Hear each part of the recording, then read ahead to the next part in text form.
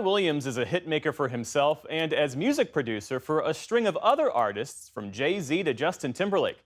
Now his story is being told on film with Lego bricks. It's certainly not your usual approach to documentary filmmaking, but it's the latest from one of today's leading documentary filmmakers, Morgan Neville. Senior arts correspondent Jeffrey Brown spoke with Neville for our Arts and Culture series, Canvas. And I loved music. Like everybody loves music, but I'm realizing I had a different kind of relationship with it. Early in the new film Piece by Piece, Pharrell Williams looks back at his childhood and how music would utterly mesmerize him. I didn't even know that I was mesmerized. I just thought that's what all black kids did. I thought we all just stared into the speaker like, whoa. Pharrell, as he's best known, both heard and saw music as explosions of color and light, a sensory phenomenon known as synesthesia. How to capture the excitement, the strangeness, the journey Pharrell would take from a housing project in Virginia Beach to pop culture fame, that was the job of filmmaker Morgan Neville, and even he's not sure what he's made. I mean, how do you explain what this film is? That's been the challenge of this from the beginning. It doesn't conveniently fit into any box we're used to. You've had time to figure it out. Yeah. How do you describe it? You know, it's a docu-bio musical in animation. Whatever that is. So what would you be wearing in this interview then? One thing it is, a story told with Lego pieces. Traditional documentary-style interviews turned into animation. Other scenes conceived and built as animation from the start.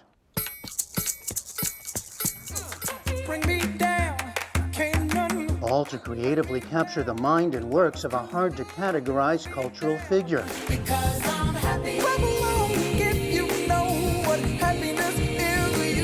Who, as performer, music producer, and beat maker, working with many of today's megastars, including Jay-Z and Snoop Dogg, has helped transform the sound of today's music. Drop it like it's hot, drop it like it's hot. Telling the story in Legos was actually Pharrell's idea, a moment captured in the film, along with Neville's initial puzzlement.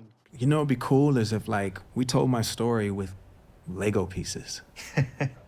Seriously? Yes. But he came to embrace the challenge of a new way of documentary storytelling. I actually think that the Lego allowed me to get more inside his mind than I could have in a normal documentary. Because I could see what he was seeing. You know, the fact that we can illustrate his synesthesia, which means he sees color when he hears sound and music, or that we can physically manifest the beats that he's making, is something you can't normally do. So in that way, I felt like the Lego animation allowed me to be inside his imagination. once you're playing with form, once you're playing with animation, with Lego, once you're constructing scenes in a different way, once you're playing with all kinds of things, I would think, is it still a documentary? You know, I think it is. People may disagree. Call it creative nonfiction, you know. Creative nonfiction? Yes. You know, documentary comes with a rule book, you know, and this film is not about the rule book, you know, but to me it's a deeply truthful film about who Pharrell is, you know, based on documentary technique. Neville has built a filmmaking career creatively telling the stories of other creative people who've built their own unusually creative careers. How many of you applauded because you thought I was dead? Major cultural figures like Steve Martin in Steve, a documentary in 2 pieces. Hey, what's up, man? Anthony Bourdain in Roadrunner in 2021. Mr. Rogers? Yeah? I want to tell you something. What would you like to tell me? I like you. And Mr. Rogers in 2018's Won't You Be My Neighbor? My life has been all about trying to make a success. His 2013 film, 20 Feet from Stardom, about the backup singers whose voices helped shape musical hits and memories, but never quite reach fame on their own, won an Oscar for Best Documentary. Film after film, it's been a long-running look at how creativity itself works. Creativity always feels a bit like magic to me, of trying to understand it. It's never the same way, done the same way twice.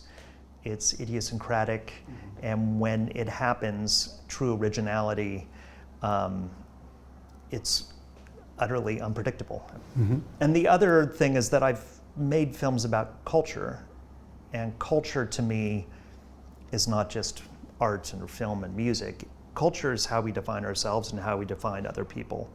And I'm always interested in that because these are the questions I ask of myself as a creative person. So I want to know how other people navigate those things. One thing Neville has never done before Piece by Piece, appear in one of his own films, and certainly not as a Lego figure or minifig. Being a minifigure in Lego lingo, you know, we worked on this film for more than 5 years, and I designed my character 4 years ago. Yeah. It took so long that you were designing yourself. Yes. Yeah. So working with them to say, what am I wearing, and you know, what do I look like? You know, it took so long that my hair went from salt and pepper to just salt. That's how long these animated movies take. As you make more and more films, are you looking for ever new creative ways to do it? Absolutely. I mean, this was the biggest swing I've ever done in filmmaking in my career, because that's what's interesting at this point. And what you get to do as a documentarian is you get licensed to investigate the most important things in people's lives. They trust you with those things, and then you get to share them with the world. I mean, it's an incredible responsibility and incredible power, and it's something that I never take for granted. It might seem crazy what I'm about to say. Piece by Piece is now in theaters around the country. For the PBS News Hour, I'm Jeffrey Brown in New York.